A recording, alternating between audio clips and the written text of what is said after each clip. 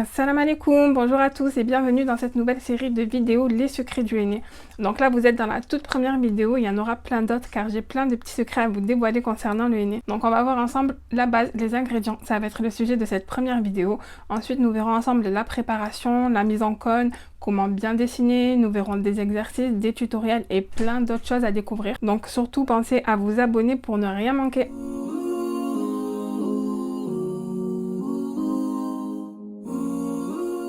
On va commencer avec le plus gros secret, ce sont les ingrédients.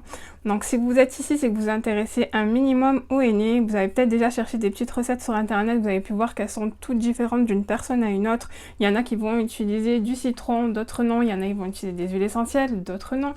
Ça vous vous demandez certainement, mais qu'est-ce que c'est? Du coup, je vais tout vous dire aujourd'hui, vous allez tout savoir. Donc là, c'est ma recette à moi que j'ai élaborée au fil du temps, au fil des années.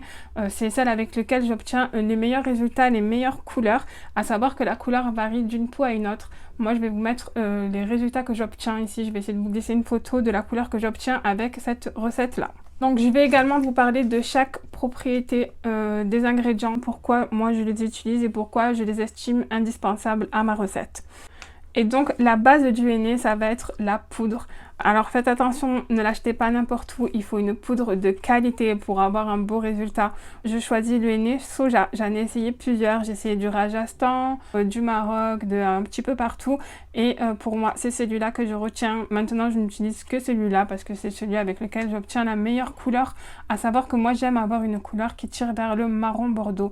C'est ce que j'aime et c'est ce que j'obtiens avec ce henné-là. Faites attention quand vous le choisissez, prenez bien un henné 100% naturel.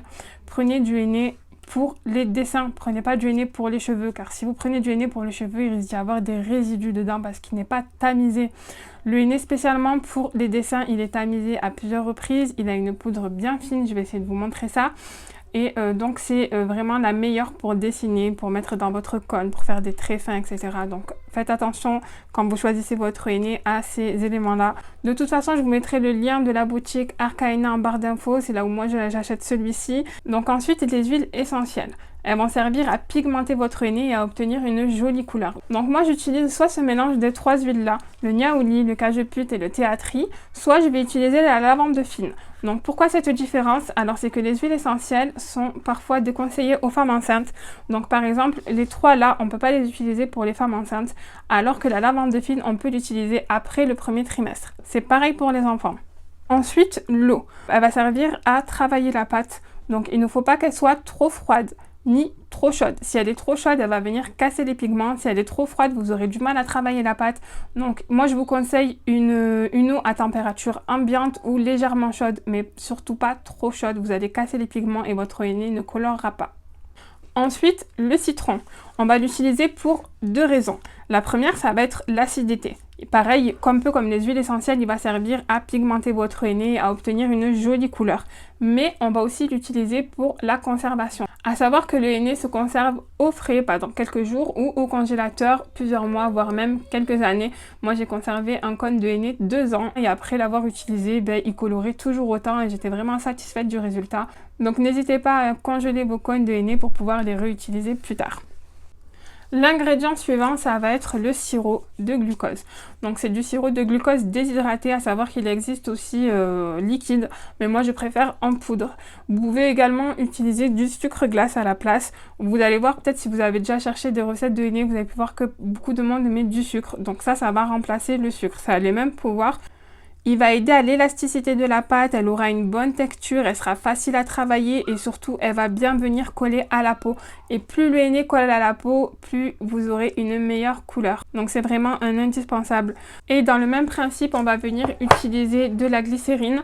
À savoir que la glycérine, c'est un gros pouvoir hydratant. On la retrouve dans beaucoup de produits de beauté. Elle va servir à hydrater votre pâte. Quand vous allez appliquer votre henné, si vous ne mettez pas de glycérine, l'eau va s'évaporer, votre henné va sécher et va se craqueler. Donc avec la glycérine, ça va ralentir ce processus.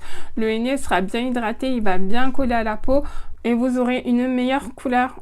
À savoir que la couleur change d'une personne à une autre, mais ça change aussi selon la température ambiante. À savoir que si vous faites un henné l'été et un henné l'hiver, il n'aura pas la même couleur. plus il fera chaud, plus votre henné sera foncé. Je vous conseille de par exemple boire un petit verre de thé avant d'appliquer votre henné. Ça va réchauffer votre corps, réchauffer vos mains et ainsi vous aurez une meilleure couleur. Et pareil, si vous faites l'hiver, chauffez bien la pièce dans laquelle vous faites le henné. Restez au chaud pour avoir une bonne couleur, ce sera mon conseil de cette première vidéo. Dans la prochaine vidéo, nous verrons ensemble la préparation du henné. Je vous parlerai des quantités, de la préparation. On fera une préparation ensemble, ainsi vous pourrez voir comment moi je prépare ma pâte. Donc, je vous dis à très bientôt sur la prochaine vidéo. D'ici là, portez-vous bien et surtout pensez à vous abonner.